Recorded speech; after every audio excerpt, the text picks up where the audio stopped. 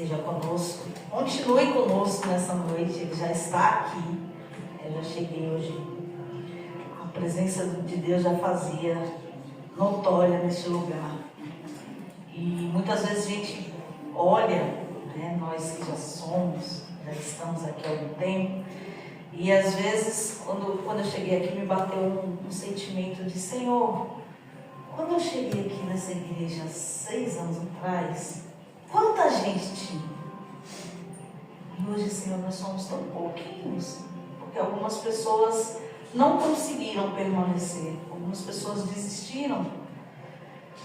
E ao mesmo tempo o Senhor bradou no meu coração de que não importa quantos, Deus está aqui. Amém. E a presença de Deus é a coisa mais importante nas nossas vidas. Amém. E hoje nós vamos continuar essa campanha aqui falando sobre permanência. Permanecer. No primeiro momento, na semana passada, nós falamos em permanecer em Cristo. Hoje o nosso tema é permanecer na palavra. Mas eu não tenho como falar de palavra sem falar de Cristo. Porque Jesus é a palavra. Cristo é a palavra. Mas eu quero introduzir essa mensagem de hoje fazendo uma pergunta. Eu gosto sempre de começar com uma pergunta. O que você faria se você estivesse perdido em uma estrada? Sem GPS, sem mapa, sem nada. Pegou o seu carro, sua moto, foi fazer uma viagem para um lugar que você não sabe onde é. De repente o GPS bugou, a internet falhou, você não sabe para onde seguir. E aí no meio do caminho, no meio da estrada, você se depara com uma bifurcação. Existem 2 caminhos para seguir. E agora? Para onde eu vou? No percurso da nossa vida acontece isso o tempo inteiro. Nós nos deparamos com bifurcações. E a gente sempre se pergunta: e agora? Vou para a direita ou vou para a esquerda? Às vezes nós nos deparamos com becos estreitos na nossa vida. Meu Deus, que estreito! Que beco estreito! E agora, Jesus? Será que eu entro nesse beco? Será que eu fico aqui? Será que eu volto? Não dá para agir por impulso. Diante de uma situação dessa, não dá para agir por impulso. Não dá para simplesmente escolher qualquer caminho e vamos ver no que vai dar. O que será que tem lá na frente? Eu vou nesse aqui mesmo. Depois a gente vê o que vai dar. E eu fiquei pensando, quantas notícias a gente já viu de pessoas que foram colocadas em enrascadas porque o GPS mandou entrar num lugar que não podia. Aqui na nossa cidade eu creio que tem muito isso, mas tem algumas cidades que é bem perigoso, bem violento. Se você entrar em um lugar que você não conhece, talvez você nem saia de lá. A gente já viu notícias assim. Então não podemos, diante da bifurcação, pegar qualquer caminho sem saber o que teremos pela frente. É preciso parar, respirar, pensar, buscar informações de quem está próximo, analisar e então ver se as informações são confiáveis, analisar os riscos para poder então seguir o nosso caminho. E o texto que nós vamos ler hoje, ele fala exatamente isso. Ele nos mostra um momento onde o povo, uma multidão, se encontrou diante de uma bifurcação, diante de uma encruzilhada e precisaram tomar uma decisão. O texto de hoje está em João 6, João capítulo 6, versos 66 até o 69,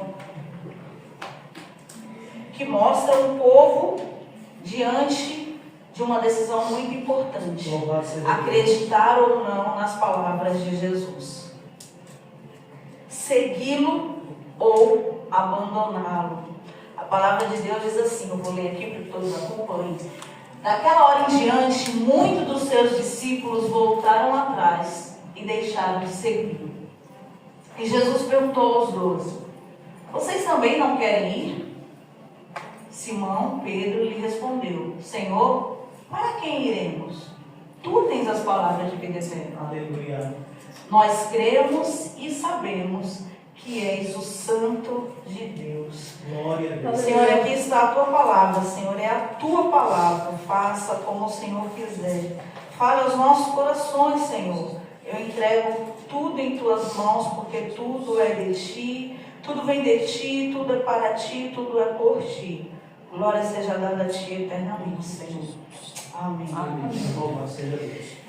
Veja só, essa palavra, João 6, ele nos mostra uma conversa de Jesus ali com a multidão. Jesus, ele era um galileu, de uma cidadezinha chamada Nazaré. Uma cidade pequena, uma cidade que era mal vista por muitos na época, mas Jesus, ele fazia milagres, Jesus, ele apresentava sinais e ele confrontava o povo o tempo inteiro. Aonde Jesus passava, ele apresentava sinais, fazia milagres e confrontava o povo. Em João 6, ele multiplicou 5 pães e 2 peixes. Ele pegou esses 5 pães e 2 peixes e ele alimentou mais de 5.000 pessoas. E aquela multidão estava ali vendo isso, vendo esses milagres. Ainda em João 6, Jesus, ele caminha por sobre o mar. Olha lá, vem um homem caminhando em cima das águas. Como é isso?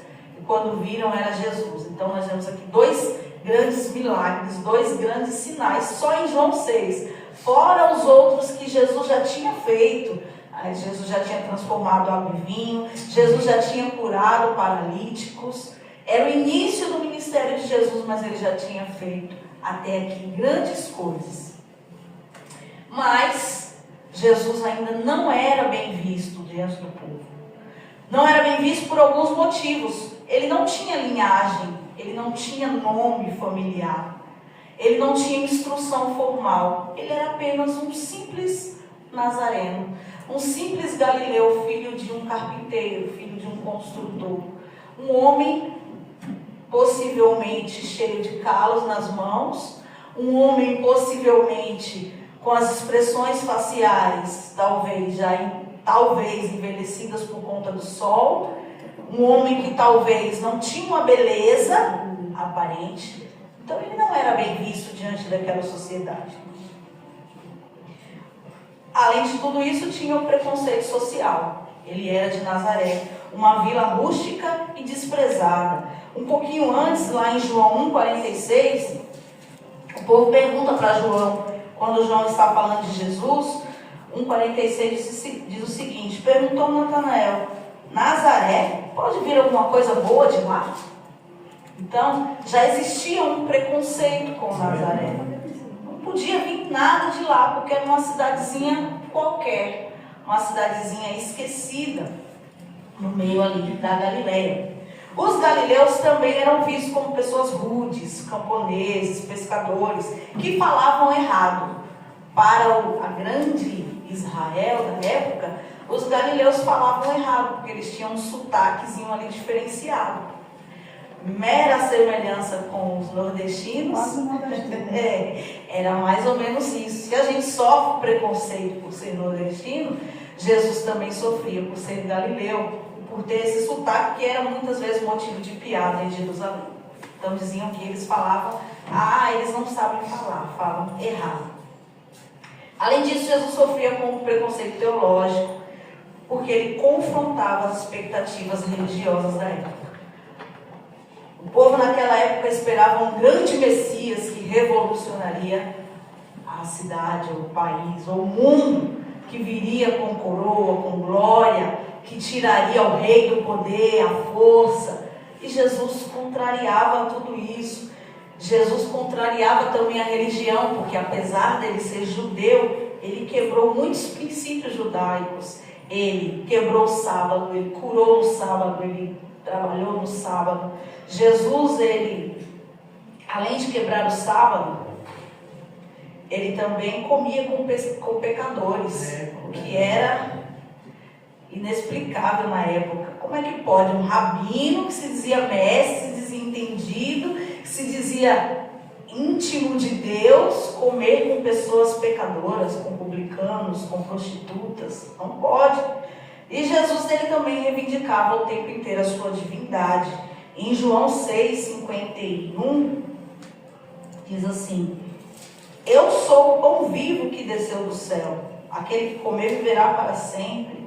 Jesus o tempo inteiro estava dizendo que ele era filho de Deus, que ele era o caminho, a verdade, a vida.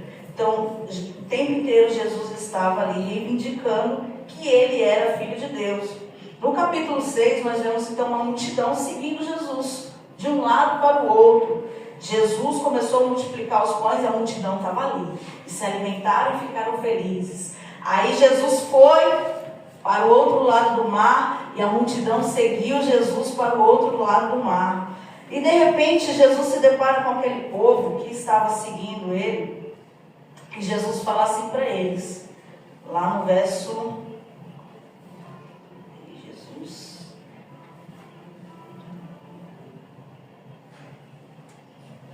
No verso 26, Jesus respondeu: a verdade é que vocês estão me procurando, não porque viram os sinais milagrosos, mas porque comeram os pães e ficaram satisfeitos. Então nós vemos aqui Jesus começando a confrontar a multidão. Olha, vocês estão me seguindo, ok, mas vocês estão me seguindo por quê? Só porque eu dei pão para vocês comerem? Só porque eu alimentei vocês? E Jesus começa a confrontar aquela multidão. Porque aquela multidão viu os milagres, mas eles não reconheceram que Jesus era o Filho de Deus. Eles pensavam que Jesus era apenas um profeta como Moisés. Lá no versículo 14 de João 6, o povo diz assim: sem dúvida este é o profeta que devia vir ao mundo. Por quê? Eles compararam Jesus com Moisés, quando Moisés ora lá no deserto e Deus manda o maná, manda o pão. E aí Jesus começa ali uma conversa com eles falando: não, eu não sou um profeta, eu sou o Filho de Deus, eu sou ungido de Deus. Aleluia. E aquele povo começa a ficar ali confuso. Como assim? Jesus fala: eu sou o pão da vida. Aquele que vem a mim nunca mais terá fome, e aquele que bebe de mim nunca mais terá sede.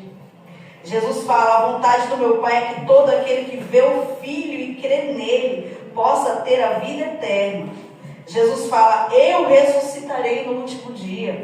Então Jesus começa a falar muitas coisas que confrontam aquele povo, falar como é que um simples homem de Galileu, de onde não vem nada que preste, pode dizer essas coisas, pode se autoproclamar filho de Deus, dizer que vai alimentar o povo, dizer que se o povo comer dele nunca mais vai ter fome, dizer que se o povo beber o seu sangue nunca mais terá sede. Como é que pode? Se a lei diz que nós não podemos comer carne humana, nós não podemos beber sangue, de repente vem esse homem que se acha maioral da época e manda a gente comer a carne dele, beber o seu sangue. E o povo começa ali a criticar e questionar Jesus.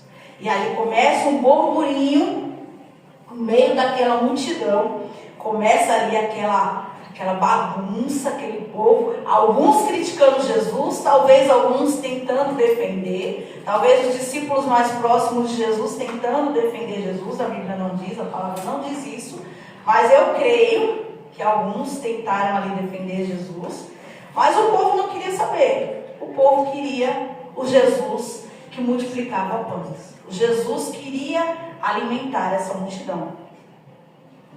Quando Jesus então começa a pregar e falar que ele é o pão da vida, dizendo ao povo: olha, vocês não precisam desse pão, vocês precisam de mim. Vocês não precisam só dessa comida, vocês precisam de mim. Jesus começa ali a falar do seu sacrifício na cruz. Então aquela multidão se depara com essa bifurcação de falar: e agora? Acreditamos ou não nas palavras de Jesus? E agora? Nós vimos os sinais, nós vimos os milagres, mas será que de fato ele é o Filho de Deus? Será que de fato o pão que ele tem para nos dar vai matar a nossa fome eternamente? Será que de fato a gente precisa comer e beber dele? E o povo começa ali a questionar.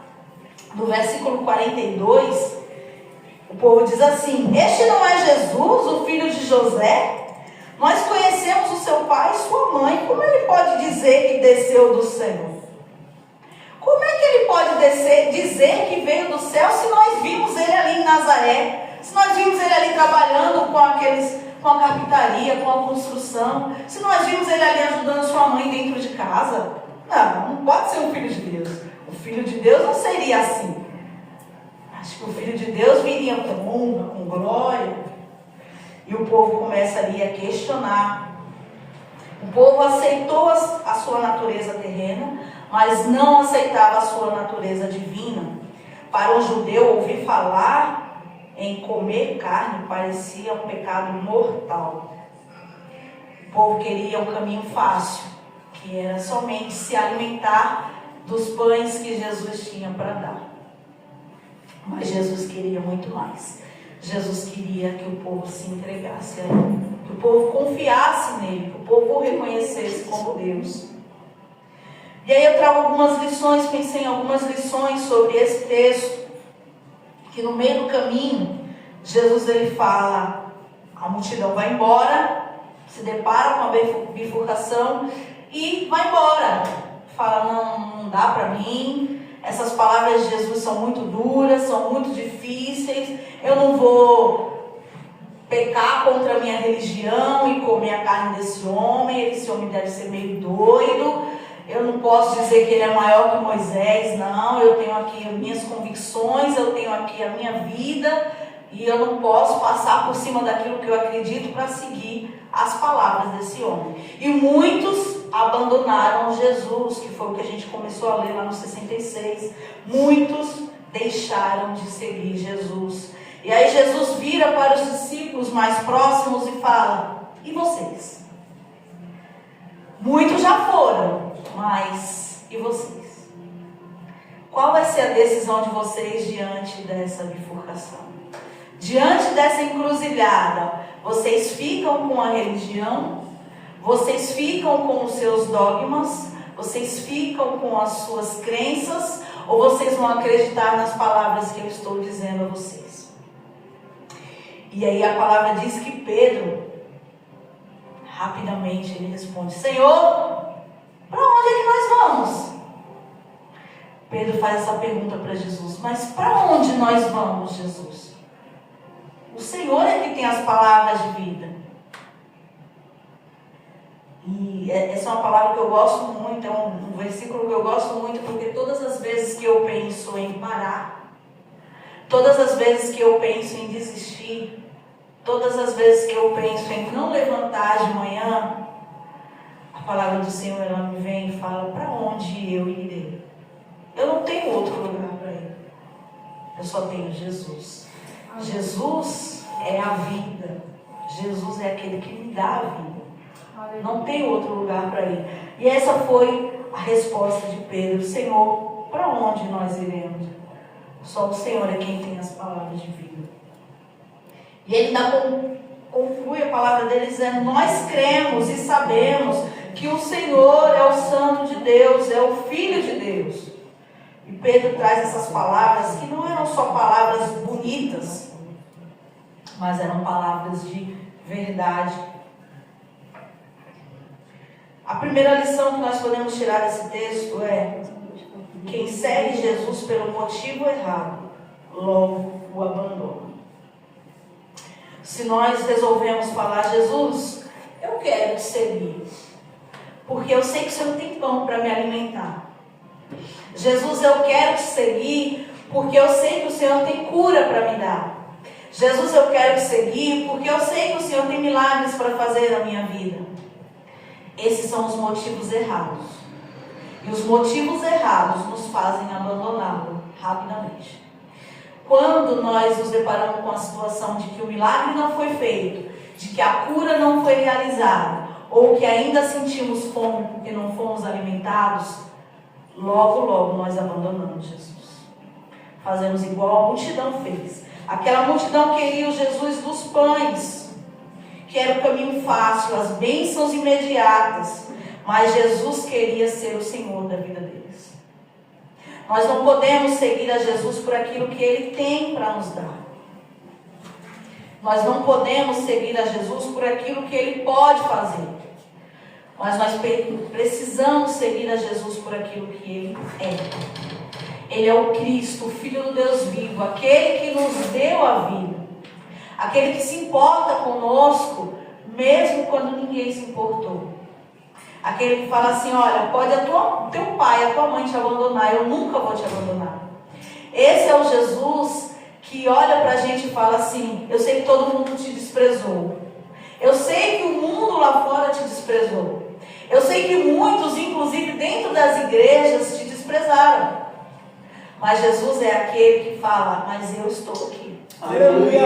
Eu estava pensando na minha caminhada cristã, quantas vezes, meu Deus, quantas vezes eu orei e pedi, Senhor, me cura, tira esse sentimento do meu coração. Quantas vezes eu fiz isso dentro da igreja? E eu passei 30 anos, talvez, fazendo esse pedido. E Jesus nunca tirou. Porque um dia Ele me fez entender, eu te amo do jeito que você é. Aleluia! Você não precisa de roupas específicas para ser amado por Deus. Você não precisa de um cabelo específico para ser amado por Deus. É verdade. Eu não preciso. Quando eu entendi que eu não precisava de uma roupa, de um cabelo, de uma maquiagem, para Deus me amar, as coisas começaram a mudar. Aleluia! As coisas começaram a fazer sentido. Obrigado, Jesus. E esse é o Jesus que diz, eu sou o pão da vida. Glória a Deus. Eu sou aquele que está aqui para te dar vida. Aquilo que o mundo não fez. Aquilo que a família não fez. Aquilo que as igrejas não fizeram. Jesus está aqui para fazer. Glória a Deus.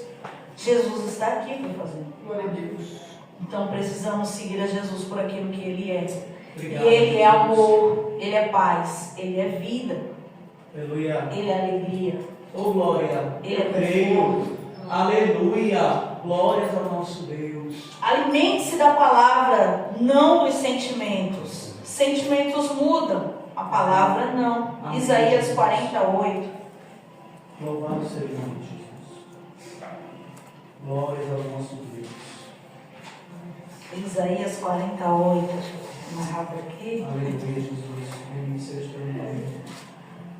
A relva murcha, as flores caem, mas a palavra do nosso Deus permanece. Aleluia. Aquilo que Jesus falou é para sempre. Eu creio. Aleluia. Os nossos sentimentos mudam o tempo inteiro. É verdade. Um dia eu gostava de comer tal comida, no outro dia eu já não gosto mais. Um dia eu gostava muito de abacate. É real. Jéssica de ontem. É verdade. Mas é isso. É isso. Um dia eu gostava muito de abacate. Até um dia que eu comi tanto que enjoei. Eu já não suporto abacate. Nem o cheiro eu não gosto. Porque os nossos gostos mudam, os nossos sentimentos mudam. Um dia eu gostava muito de estar em festa. Hoje em dia eu não aguento mais, não gosto. Não tenho paciência. Glória a Deus. Fico um pouquinho, já me abuso. A noite toda.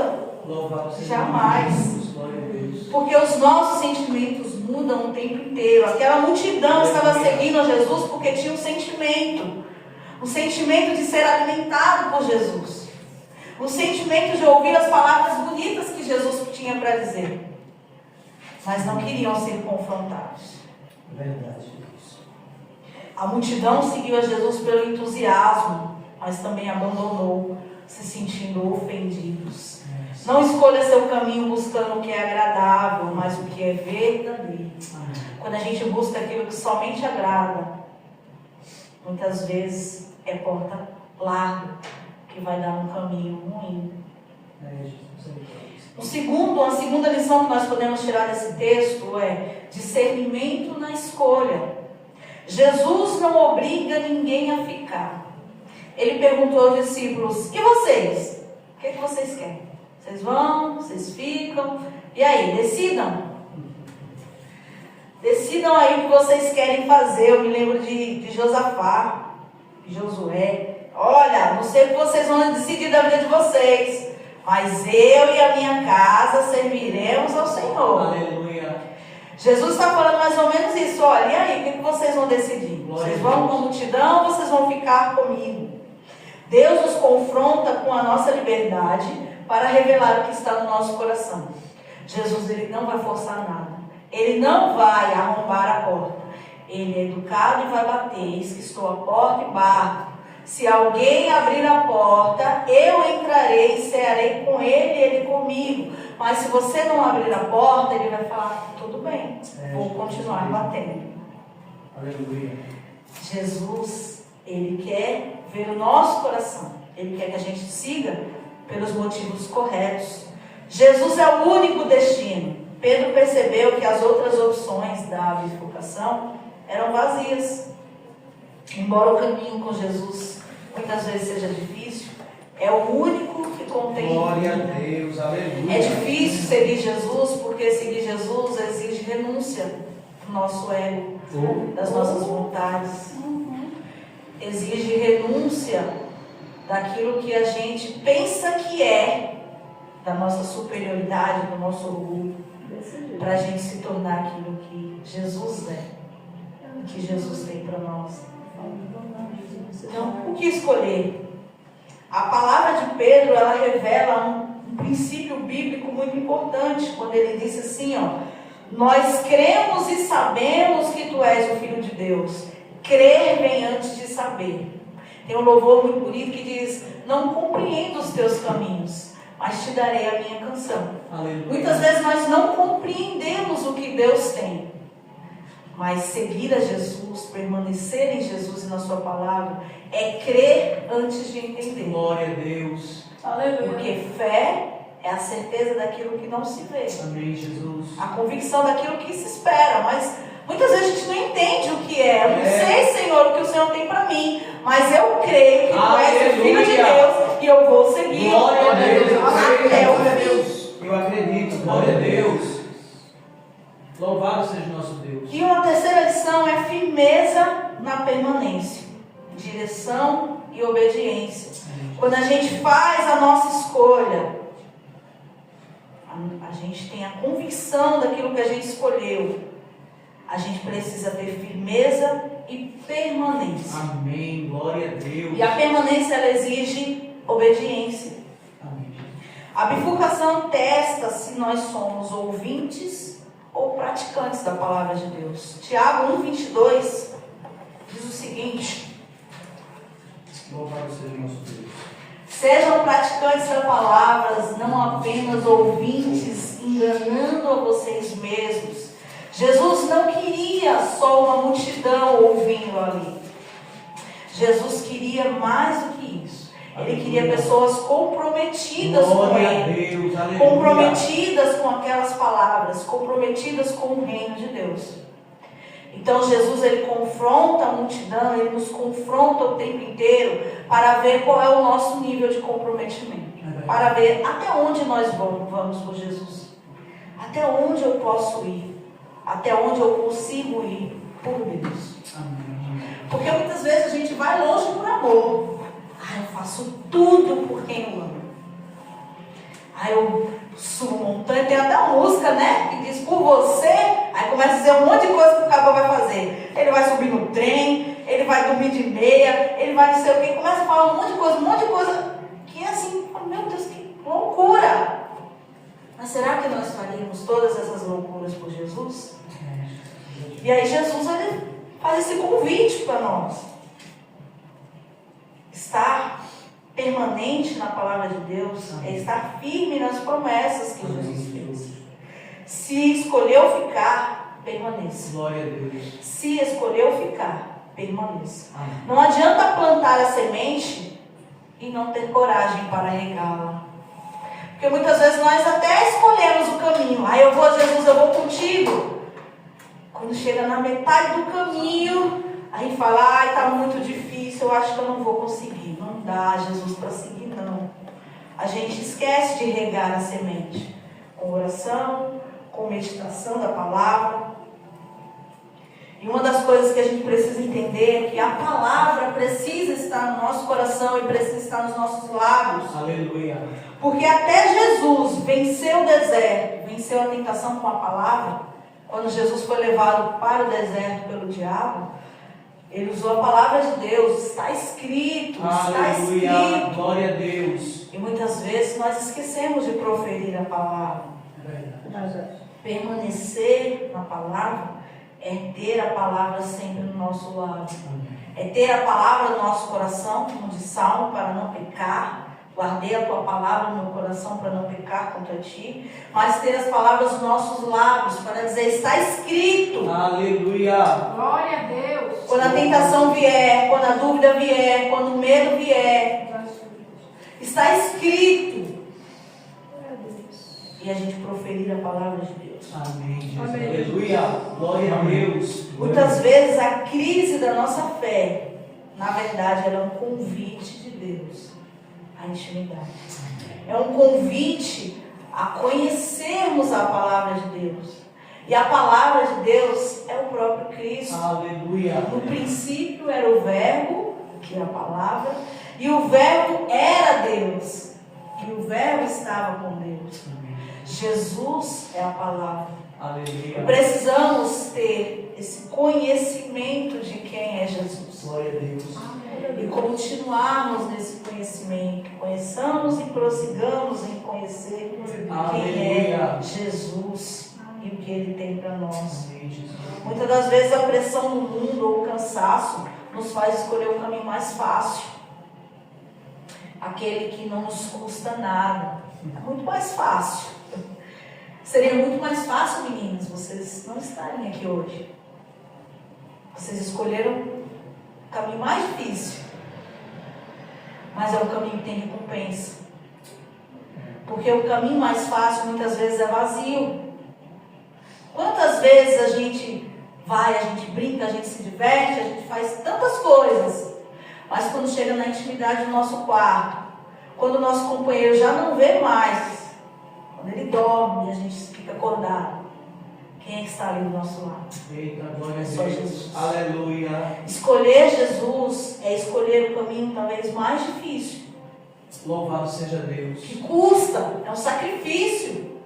Muitas vezes nós escolhemos Jesus. Nós estamos alicerçados na palavra de Deus, nós lermos a Bíblia, orarmos, vir à igreja, estarmos em comunhão, deixar o nosso eu para estar em comunhão com o irmão, deixar o nosso ego, o nosso orgulho para falar, irmão, vamos nos perdoar, eu amo a sua vida. Glória a Deus. É difícil, é um caminho difícil, mas é o que Jesus quer de nós. Amém. Ele não quer a nossa roupa. Jesus não está preocupado com a nossa roupa. Jesus não está preocupado com a placa da igreja. Ele está preocupado com o que a gente tem aqui dentro do nosso coração. O que a gente faz com o que tem dentro do nosso coração. Glória a Deus. Eu me lembro do meu primeiro carnaval em Recife, primeiro ano que eu passei em Recife. Eu saía do trabalho lá no Marco Zero, na segunda-feira de carnaval, às 7 da noite, na rua assim, que dava no Marco Zero. Quando eu não tinha noção nenhuma do que era o carnaval de Recife, quando eu saí, eu vi aquela multidão e eu tomei aquele susto, todo mundo indo para o Marco Zero, e eu tendo que ir para o caminho contrário para pegar o ônibus para ir para casa. E eu fiquei pensando nisso. Seguir a Jesus é ir na contramão. Glória a Deus. Quando todos estão indo para lá, porque é mais legal, porque é mais divertido, porque vai me trazer muitos benefícios, eu preciso ir para o outro, entre aspas. Louvado Eu seja quero ir para o outro lado, Glória a Deus. Aleluia. que é um lado de renúncia, Aleluia. que é um lado de Jesus. Ajuda, sacrifício, Senhor. Glória a Deus. mas é um lado que vai me dar a vida eterna. Aleluia. Glória a Deus. Jesus nos faz esse convite hoje, e Ele diz, e aí, e vocês? O que é que vocês querem? Vão seguir a multidão? Ou vocês vão vir comigo para o sentido contrário à multidão? João 8,31, para nós finalizarmos. Glória a Deus. Aleluia. Jesus disse aos judeus que haviam crido nele, se vocês permanecerem firmes na minha palavra, verdadeiramente serão meus discípulos. Glória a Deus. Se vocês permanecerem firmes na minha Glória a palavra, Deus. verdadeiramente vocês serão meus discípulos. Crer te traz a essa bifurcação, a essa encruzilhada. Permanecer te torna discípulo de Cristo. Permanecer firme na palavra, firme nas promessas de Jesus, firme acreditando no impossível, Glória a Deus. firme na contramão do mundo, te Aleluia. torna discípulo de Jesus Cristo. Obrigado, Pai. E Jesus tem um caminho no deserto para nós. Jesus tem um caminho de vida, de paz, de alegria, de salvação. Um caminho que termina na vida eterna. E hoje Jesus nos faz um convite, todos os dias Ele nos faz esse convite. E vocês? Vão seguir a multidão? Ou vão seguir as minhas palavras? Louvado seja Deus. Vão voltar junto com a multidão?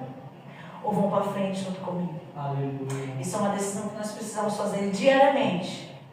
Seja você crente ou não. Glória a Deus. Às vezes nós pensamos que essa decisão é só para os não crentes. É verdade. Mas essa decisão de seguir a Jesus é para todos nós, todos os Aleluia. dias. Aleluia. Porque todos os dias o inimigo traz coisas do nosso passado.